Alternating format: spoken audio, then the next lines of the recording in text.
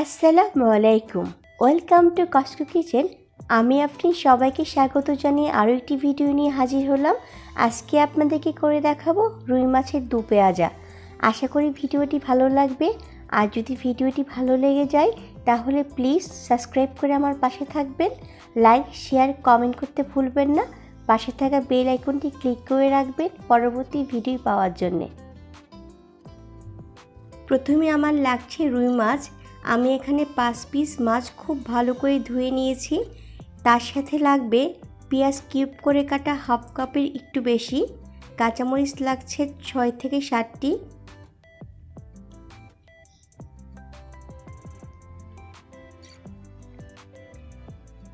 এখন লবণ ও হলুদ দিয়ে ভালো করে মাখিয়ে নিব এই মাছগুলো।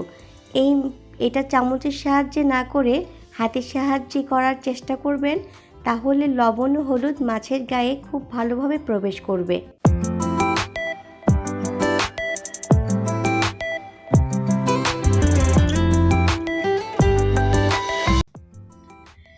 এখন চুলায় একটি প্যান বসিয়ে তাতে হাফ কাপ তেল দিয়ে অপেক্ষা করব তেল ভালোভাবে গরম হওয়ার জন্যে। তেল যদি ভালোভাবে গরম না হয় সেক্ষেত্রে মাছ দেওয়ার পর মাছগুলো ফ্রাই প্যানের তলায় লেগে ভেঙে যাওয়ার সম্ভাবনা থেকে যায়। এটা অবশ্যই খেয়াল রাখবেন তেল যেন পর্যাপ্ত গরম হয়।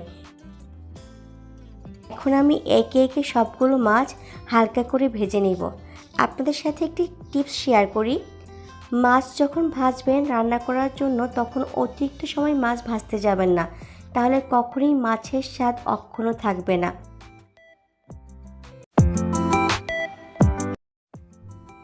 একে একে সবগুলো মাছ আমি ভেজে নিচ্ছি।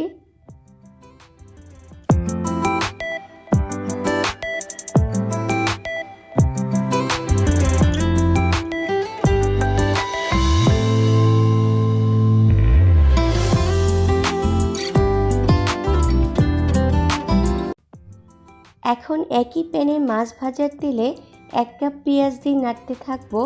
পেঁয়াজ খুব বেশি ভাজা যাবে না, কিছুটা নরম হয়ে আসলেই পেঁয়াজের মধ্যে 1 চা চামচ হলুদের গুঁড়া, হাফ চা চামচ ধনিয়ার গুঁড়া দিয়ে সামান্য পানি দিয়ে তারপর আমি 2 চা চামচ মরিচের গুঁড়ো দিয়ে খুব ভালো করে মশলাটা কষিয়ে নিব। মশলাটা কিন্তু ভালোভাবে না কষালে মাছ ভুনা কখনোই টেস্টি হবে না।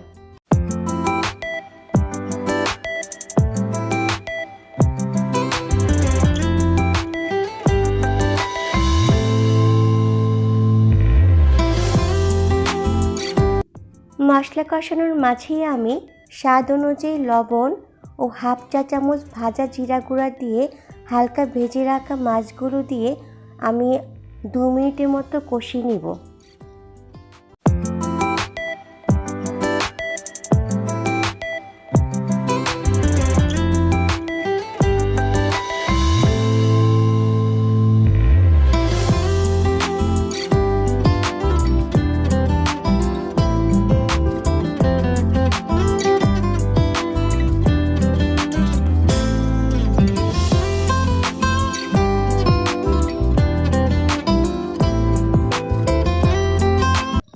দু মিনিট পর ঢাকনা খুলে মাছগুলো খুব আলতো হাতে উল্টিয়ে পরিমাণ মতো পানি অ্যাড করব এবং রান্না করব 7 মিনিটের মতো। এই পর্যায়ে চুলার আঁচটা মিডিয়াম টু লো হিটে রাখতে হবে। ফিরে আসছি 7 মিনিট পর।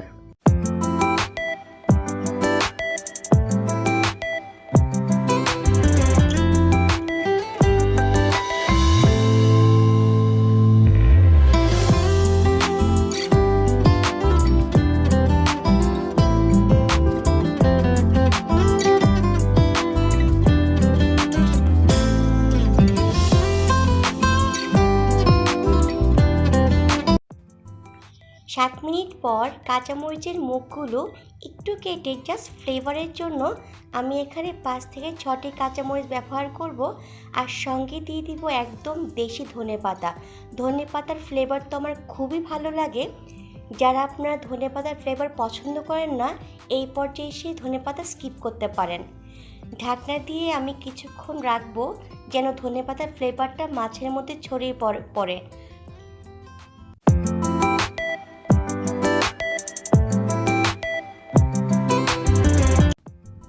তৈরি হয়ে গেল আমার রুই মাছের দো পেঁয়াজা। এটা এত বেশি টেস্টি হয়, আপনার বাসায় একবার হলেও আমার মতো করে রান্না করবেন। আশা করি কেউ নিরাশ হবেন না এবং বারবার এটা রান্না করে আপনারা খাবেন। আমি পরিবেশন করে দেখাচ্ছি কতটা ইয়াম্মি হয়েছে। দেখতে পাচ্ছেন কতটা সুন্দর হয়েছে।